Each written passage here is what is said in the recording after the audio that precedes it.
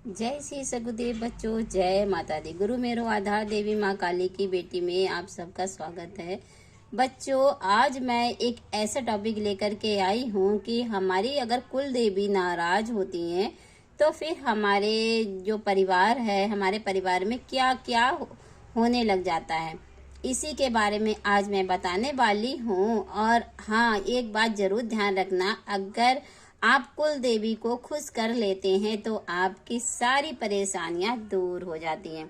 बच्चों, आज का टॉपिक इसी को लेकर के है, तो फटाफट आप लोग हमारे चैनल को, जो नए बच्चे हैं वो चैनल को लाइक और सब्सक्राइब कर दें और जो है दूसरों को भी शेयर करें, जिससे और लोगों को भी पता चल सके कि आप इस वीडियो में जो है कुल देवी के बारे में बताया गया है। बच्चों, एक बात और मैं कह देती हूँ, मैं लाइव आती हूँ रात को 10 बजे और दिन में 1 बजे। तो आज जो है मैं नहीं आ पाई हूँ, पर 1 बजे का टाइमिंग होता है लाइव आने का। जो कोई बच्चा अगर हमारी लाइव को अटेंड करना चाहता है तो वो प्लीज हमारे लिए बहुत ही सौभाग्य की बात होगी। तो बच्चों, आज के लिए मैं बताती हूँ। बच्चों, अगर हमारे घर में जो है कुल देवी नाराज होती हैं, अगर हमारे घर में कुल देवी नाराज होती हैं तो तरह तरह के हमारे घर में परेशानियां आने लग जाती हैं। वो परेशानियां क्या होती हैं कि जैसे कोई भी काम करने जाते हैं, कोई भी कार्य करने जाते हैं, वो कार्य जो है हमारा बनने से पहले बिगड़ जाता है। और अगर इसी प्रकार अगर आपके घर में कोई भी बच्चा जन्म लेने वाला होता है तो वो बच्चा उससे पहले ही खराब हो जाता है। ये कुल देवी के जो है लक्षण होते हैं, कुल देवी के हमारी नाराज होने के लक्षण होते हैं। तो ये चीजें जो हैं बहुत ही ध्यान रखने योग्य बातें हैं। अगर ऐसा आपके यहाँ पे भी हो रहा है तो बच्चों, इस बात का ध्यान रखो कि कुल देवी कहीं ना कहीं आपसे रुष्ट है। और कुल देवी अगर आपकी नाराज हैं तो आपको कोई भी भगवान, कोई भी देवता, कोई भी देवी आपको नहीं बचा सकते हैं। अगर कुल देवी आपकी खुश हैं तो आपको कोई भी कुछ भी नहीं बिगाड़ सकता है। कुल देवी आपके घर की रक्षक होती हैं, परिवार की रक्षक होती हैं, और कुल देवी हमारे कुल को सही रास्ते पर लेकर के जाती हैं। बच्चों, इसी की वजह से मैं आज कुल देवी के बारे में बता रही हूँ। और कुल देवी को अगर आप नाराज हैं तो कैसे कैसे पता चलेगा।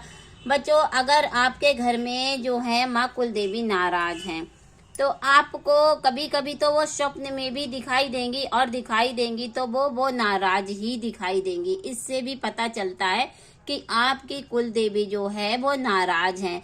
अगर कुल देवी तुम्हारी स्वप्न में आकर के चुपचाप हो, जैसे चुपचाप होती हैं वैसे चुपचाप हो, तब भी आपको समझ जाना चाहिए कि आपकी कुल देवी कहीं ना कहीं थोड़ी हमसे नाराज चल रही हैं। या फिर आपको स्वप्न के जरिए कुल देवी आपके घर से दूर जाती दिखाई दे, तो भी आपको ये समझ लेना चाहिए कि हमारे घर से कुल देवी जा चुकी हैं कहीं जो जिसकी वजह से हमारे घर में जो प्रॉब्लम्स हैं वो प्रॉब्लम हो रही हैं। तो ये इसीलिए होती हैं बच्चों। अब इनको ठीक करने के लिए बच्चों क्या करना चाहिए कि हम कुल देवी के मंदिर जाएं। पूरा परिवार, जो आपका परिवार होता है, वो जो यानी कि आपके घर में जितने भी सदस्य हों, अगर आपके घर में ऐसा हो रहा है या आपके परिवार वाले में यानी कि जेठ के, देवर के यहाँ ऐसा हो रहा है, तो जो है जिसके परिवार में जो कुछ भी उलट उलट होता है तो वो सब लोग मिल करके जाएं कुल देवी के दरबार में, और दरबार में जा करके उनसे माफी याचना मांगे। और जो भी सदस्य को दिखाई देती हैं माता रानी या देवी देवता, जो कुल देवी कुल देवता, बहुत से लोगों की कुल देवी होती हैं, बहुत से लोगों के कुल देवता होते हैं।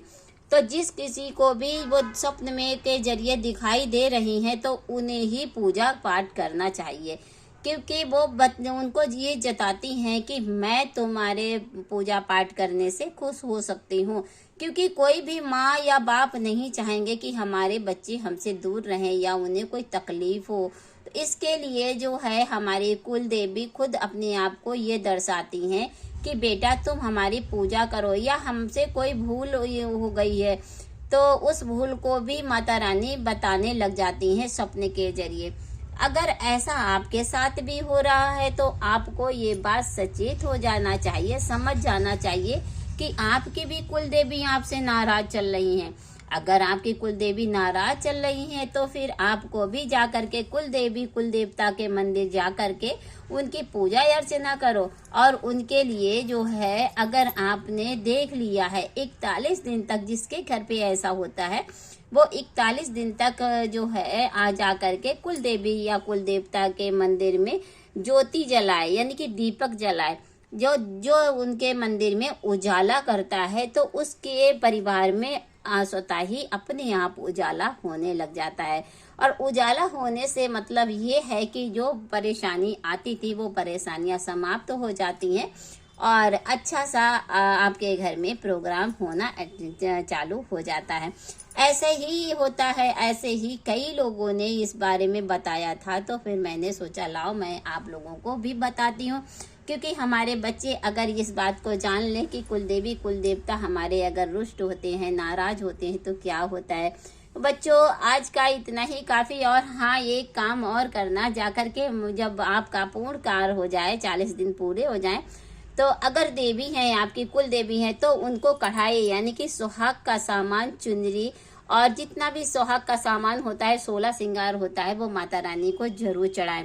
और अगर हो सके तो कीर्तन वगैरह करवाएं। ऐसा करने से माता रानी आपकी खुश होती हैं और आप भंडारा करवा करके सब लोगों को ये बताएं कि देखो आज हमारी कुल देवी हमारे साथ हो गई हैं। इसके लिए आप लोगों को भंडारा कराना चाहिए और उनको जो है, अगर कुल देवी हैं सुहाग का सामान चढ़ाएं, अगर कुल देवता हैं तो उनके लिए ढोल बजवाएं और ढोल बजवा करके उसके बाद जो है सत्संग करवाएं। सत्संग करवाना ना भूलें। सत्संग अगर आप करवाओगे तो आपके कुल देवता बहुत प्रसन्न हो जाते हैं। तो ये कार्य जरूर करें बच्चों। जो कोई भी बच्चे हमारे चैनल को लाइक सब्सक्राइब करेंगे, नोटिफिकेशन को जो वेलकम घंटी होती है उसको भी प्रेस कर दीजिएगा, जिससे जो है आगे की वीडियो जो भी मैं आप डालूं तो आप लोगों के सबसे पहले आप लोगों के पास पहुंचे। और हाँ, अगर मैं लाइव आऊँ तो आप लोगों के पास हमारा नोटिफिकेशन पहुंचे और आप हमारे लाइव को ज्वाइन कर सके। तो बच्चों, लाइव में भी मैं कई प्रकार की चीज़ें बताती रहती हूँ और जो हैं हमारे बच्चे जो परेशान होते हैं उनको पोछा भी फ्री देती हूँ। और जो बच्चे हमारे जो हैं ध्वनि भी देती हूँ। बहुत से बच्चे हमारे परेशान होते हैं, बीमार होते हैं या फिर किसी बात से जो है किसी नकारात्मक ऊर्जा से जो है ग्रस्त होते हैं, तो हम उसको मंत्र की ध्वनि भी देते हैं। मंत्र की ध्वनि शनिवार और मंगलवार की होती है। जय श्री सद्गुरुदेव, जय माता दी। मेरे चैनल को लाइक सब्सक्राइब जरूर कीजिएगा।